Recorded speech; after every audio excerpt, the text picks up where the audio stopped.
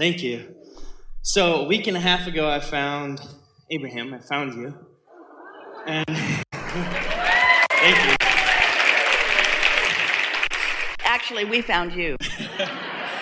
But you received us. Yes, thank you. I listened to it for a week and a half, and I thought, this is amazing. This is the first thing that's resonating for me. And I visualized myself on stage asking a question and sitting over there. And then on Thursday, I said, I want to see him live. So I looked online, and it turns out I live in Asheville, and you are going to be 10 minutes from my house in 2 days. I love you, and I love all of you, and I'm so happy. Thank you. And here's my question. I am transgender. I was born biologically female.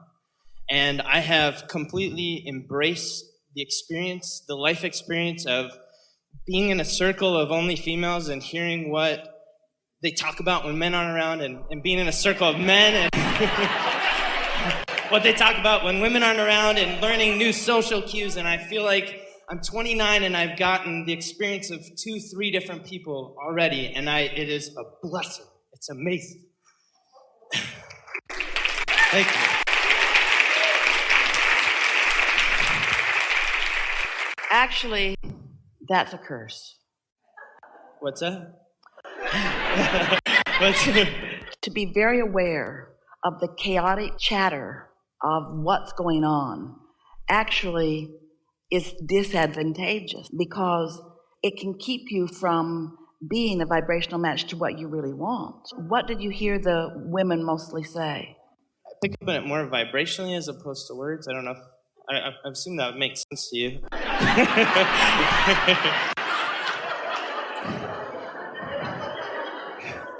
I think when women are by themselves, they let in a little bit more masculine energy than when a man is around. Like, they allow that a little bit more. Well, what did you mean when you said you'd hung around enough women and you knew what they said?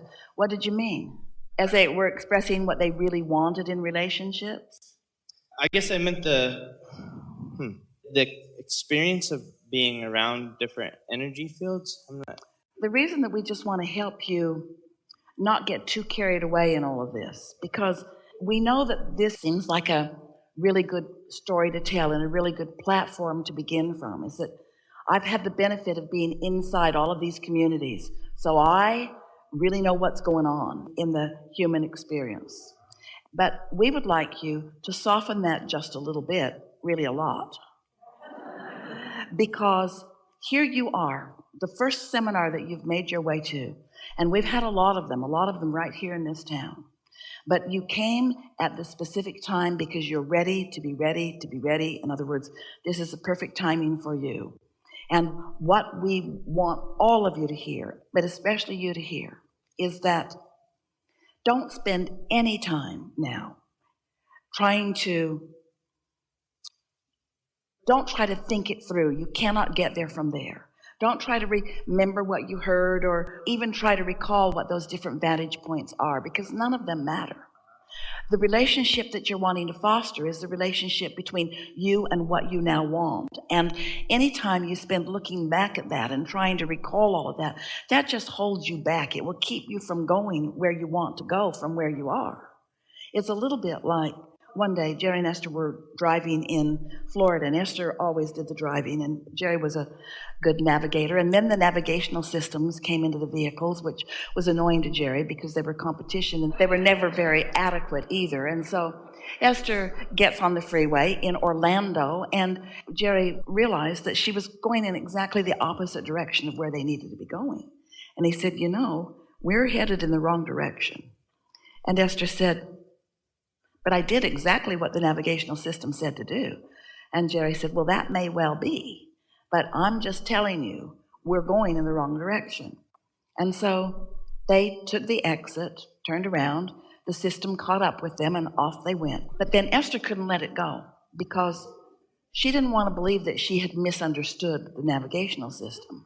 She also didn't want to believe that the navigational system didn't know what it was doing. And so she said, why don't we go back to where we were and retrace our steps and see if that happens again? Because I'd really like to know where this went wrong.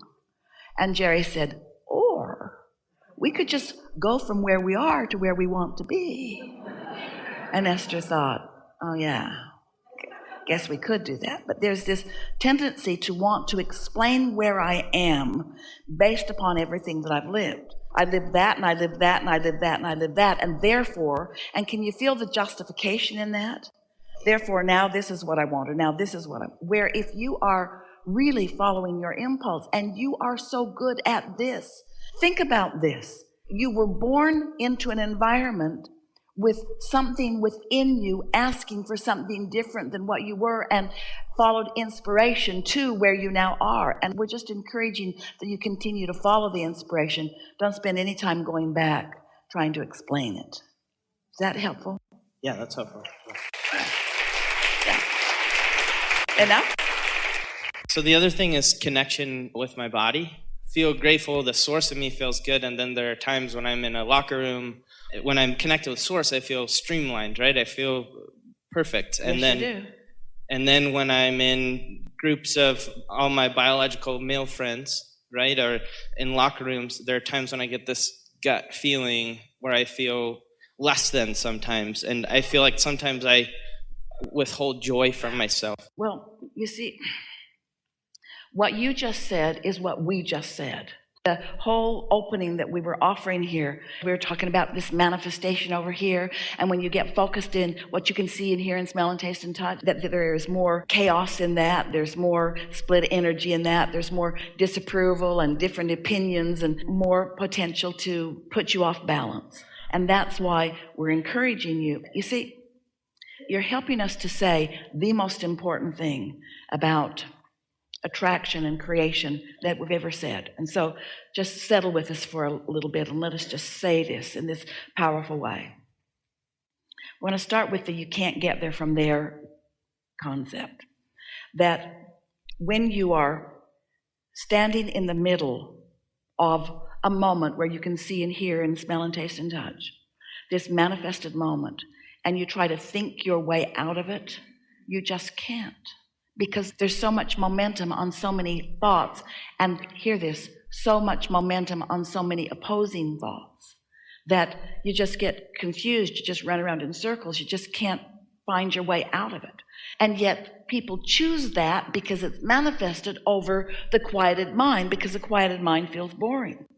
But if you allow yourself the benefit of discovering that quieted mind through meditation, most of us teachers find it easier to teach meditation than thinking pure positive thoughts, because it's easier to get you to quiet your mind than clean all of this up. You see what we're getting at? So once you quiet your mind, and then you allow the momentum of that quieted mind to bring you to more and more and more and more, now you discover momentum, but you discover only the positive momentum, where when you're trying to pick positive out of all of this, it's like, here's an example. We like this one.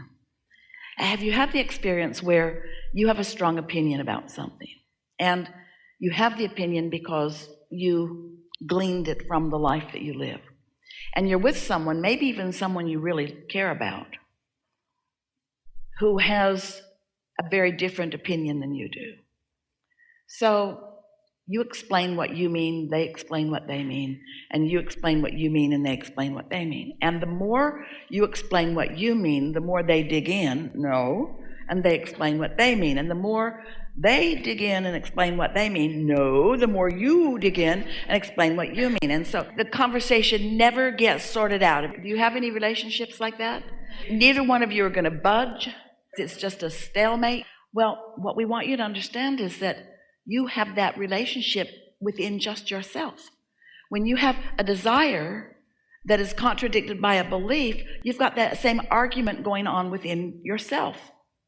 In fact, it's only the arguments that go on within yourself that are the only arguments that ever cause any resistance in your experience, because nothing that anybody else is doing has anything to do with you. They don't equal your point of attraction.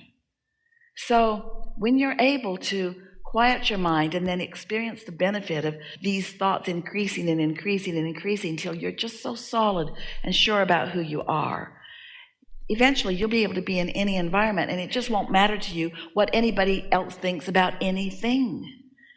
It's one of the reasons that so many people are coming into their physical bodies with these, what some are wanting to call alternative lifestyles or different sexuality, different ideas about so many things, because as the teacher within you, coming from non-physical into physical, you see that most people acquiesce to the pressure of the current conversation. But it's an interesting thing. Can you figure out, especially in your political upheaval that's going on right now, can you figure out what the strongest voice is right now? There's such a polarization of pushing against and pushing against and pushing against and pushing against and pushing against, and nobody's happy. And so there are many of you who make a decision. It's why there's such an increase in autism and so many of these different experiences. Energies are coming into physical bodies saying, I'm a teacher, and since words don't teach, you're not going to be able to catalog me and pigeonhole me. I'm not going to march to the beat of your drum. I'm going to be different enough, and it's going to come from deep enough within me that you're not going to be able to talk me out of this or into this. This is just who I am, and then you can choose to accept it or not, to like it or not, to look at me or look away, but I am done, you said, standing on my head to please you, because it doesn't help you. It just makes you more demanding. The world is so full of conditional livers, meaning this condition doesn't please me, so we need to change that so that I can look at that condition and feel, I need to feel satisfied as I look at this condition, but that means you all have to be different than you are for me to be satisfied.